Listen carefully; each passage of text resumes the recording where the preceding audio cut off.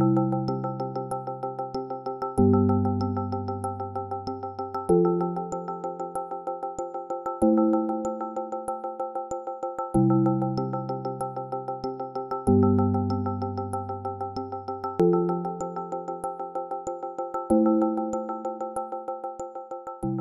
are two primary ways of conceptualizing addiction today.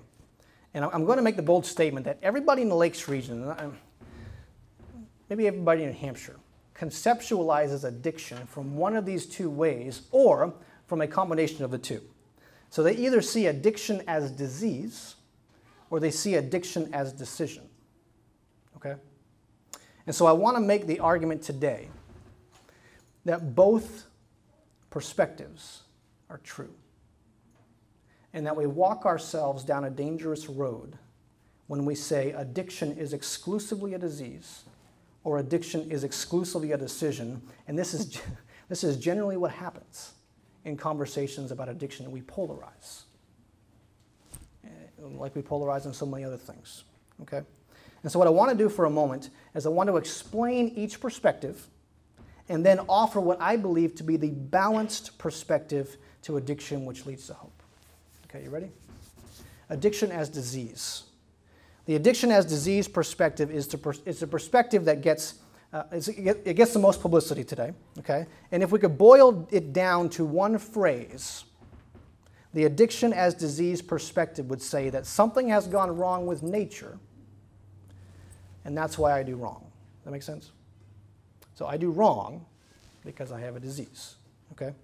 And so Daniel Dennett, who is a naturalistic philosopher, he would agree with this perspective on addiction, for he says this. He says that everything we value, from sugar and sex and money to music and love and religion, we value for reasons. Lying behind and distinct from our reasons are evolutionary reasons, free-floating rationales that have been endorsed by natural selection.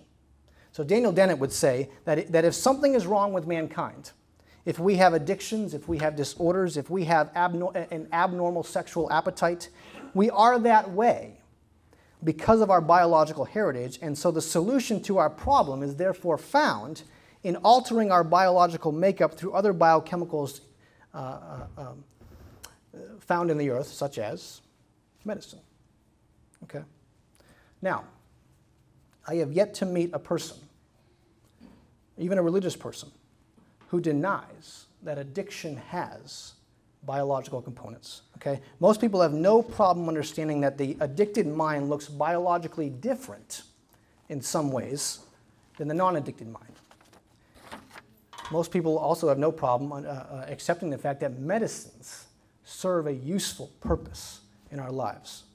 However, I want to argue for a moment that the addiction as disease perspective is detrimental to recovery when it is stated out of order.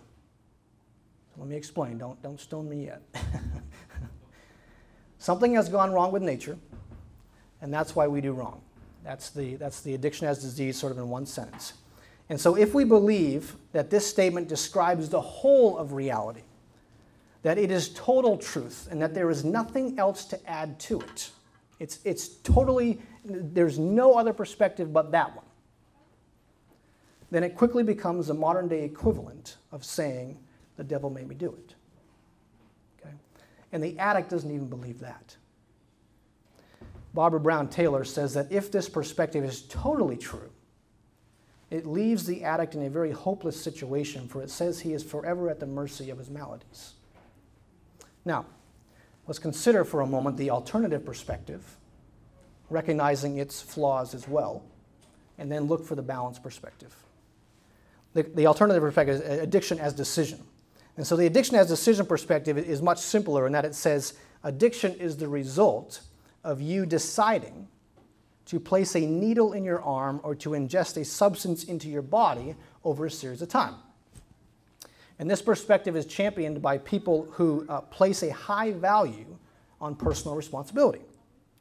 Now, a person who believes that this is total truth, that there is nothing else to add to this picture but what I just stated, will often appear to have very little compassion for the addict. Okay? They may even say things or think things like, well, you know, you made your bed, sleep in it. Or if you want to kill yourself with drugs, go ahead. You know, you're a free person. Okay? Now, the first perspective gets talked about so much that it can almost seem as if that the addiction as disease people disagree that addiction is also a decision. But I want to show you that you cannot say that addiction is not a decision as well without first contradicting your belief in addiction as disease. So here's how that goes. Okay? If the first perspective is exclusively true, and there's nothing to add to it, that something has gone wrong with nature, and that's why we do wrong, then it's also true that the person who holds the alternative perspective, which you think is wrong, thinks that way because something has gone wrong with his nature, and you can't hold him accountable for his behavior either. In other words, if that is the way of the world, there's something gone wrong, and therefore I do wrong, it's not just true of addictive behavior, it's true of all behavior. And therefore, all behavior, if that's total truth, all behavior is determined. And we can't hold each other accountable for anything. So what's the balanced perspective on addiction that leads us to hope? The balanced perspective, I believe, properly orders the two.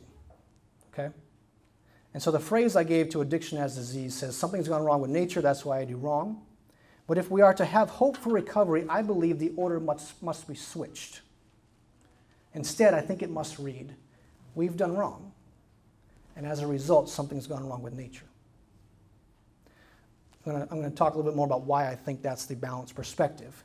But this is also the Judeo-Christian perspective, in that Adam and Eve did wrong, and then something went wrong with the world, physically, emotionally, spiritually, psychologically.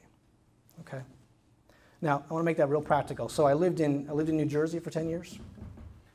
Whole different animal than here in New Hampshire. Okay? And so for 6 of those years, I drove a school bus part-time. And so my annual run was I would pick up the high schoolers, pick them up from their homes, drop them off at school, go get the middle schoolers, pick them up from their homes, drop them off at school, and then go back in the afternoon and pick them up, the same thing.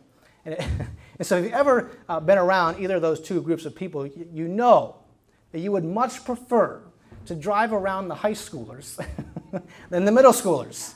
Or, no, I did anyway. And so this particular year, there was a young man on my bus. He was 13 years old, just hitting puberty. His name was Corey. And I was told at the beginning of the year that Corey had a problem. And I think the diagnosis they gave me was that Corey had oppositional defiant disorder. And I could expect some type of backlash from him. And so I learned in driving a school bus that if you don't lay down the law in the first 2 weeks of school, you lose your bus. And so I'm not Mr. Nice Guy in the first 2 weeks. I'm pretty ugly. But then after that, they know that my rules go on this bus. They're my best friends. So anyways, Corey was cool until about the second week. And so Corey sat every day, usually by himself, midway back on the bus, right there in the middle. And so it's in the afternoon, and I'm dropping the kid. I picked them up from school, and I'm dropping them at their home. And I'm glancing back at my rearview mirror, just kind of keeping an eye on the kids. And I noticed, I eye Corey. I eye him. And Corey's doing something weird. Now, I can only see shoulders, about shoulders up. And so I can't see much. But what I see is I see movement from a shoulder that is pretty rapid and...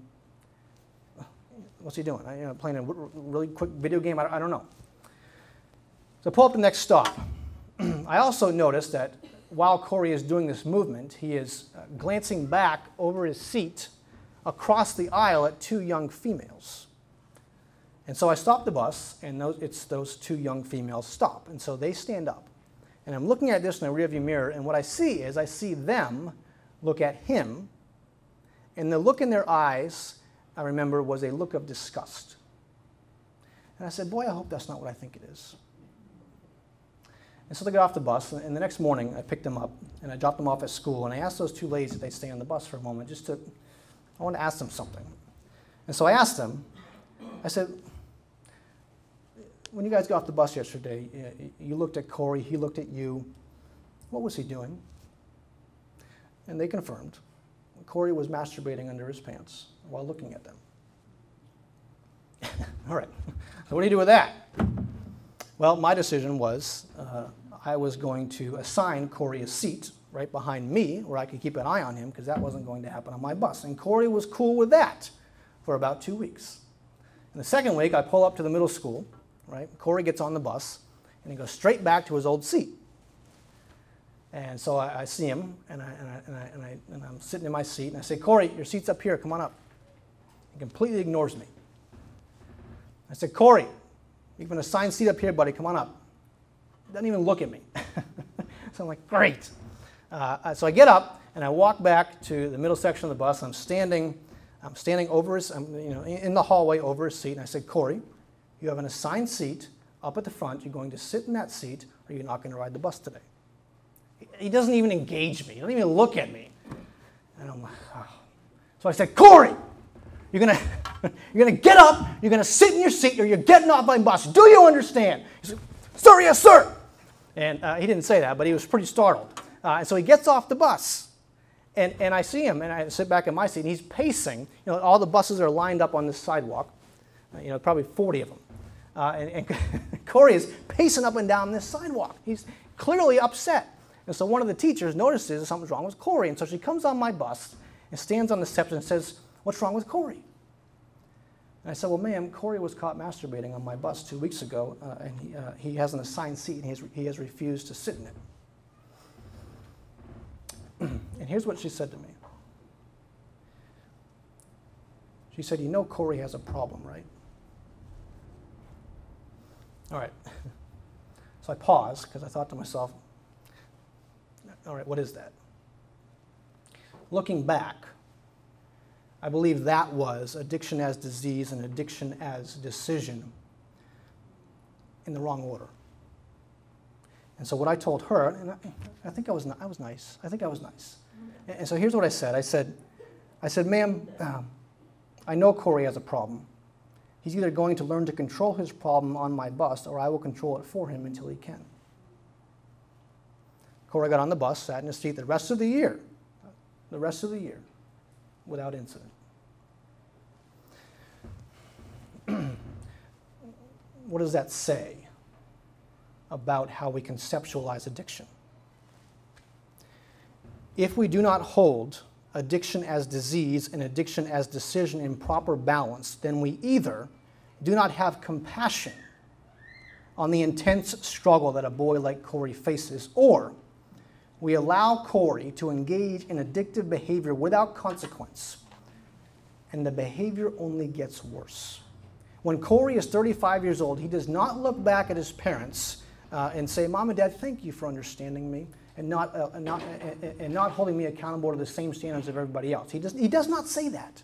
What he says instead, with a new rage in his heart, he says to his parents, you knew I had a problem at 13, and you didn't radically intervene in my life to help me to learn to control it so that at 35 I wouldn't be enslaved to it, because my addiction has now transpired into child pornography, into other things. Why?